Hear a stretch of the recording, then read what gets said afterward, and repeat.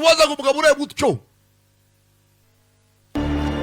bakirara ku murebe ugahita umumenya umugabo yambaye igikomo bino bikomo kambe babwire bino bikomo iyo hanze bagufunze ni igikomo wambara cyangwa se cyo kimeze nk'ipingu si kuryo iyo urenze igihugu bahita babona sinyare ku mashini muri make ubu bakikwambika ufungishijwe ijisho uyu mukire afungishijwe ijisho iyo urenze igihugu gitanga iki sinyare aho ujya hose government bikureba nawe yambaye iki umuringa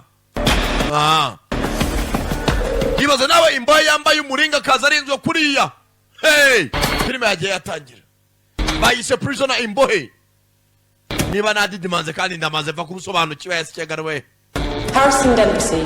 Atuitwa Harrison Dempsey Faced 10 counts as the leader of the organized crime group known as Pegasus. Yitwa Pegasus. Harrison Dempsey. The charges against you are as follows. Money laundering, illegal drug trafficking, people trafficking for the purpose of modern slavery, fraud,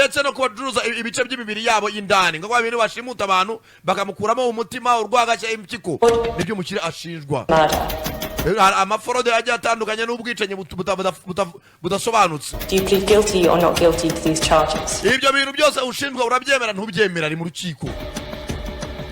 Not guilty, my lady. Na kimwe nemera mabuja. Don't get my lady. You may be seated. Ngamwicarire. Proceed with your opening speech. Ubushinjacyaha butangire buvuga ibyo bukurega.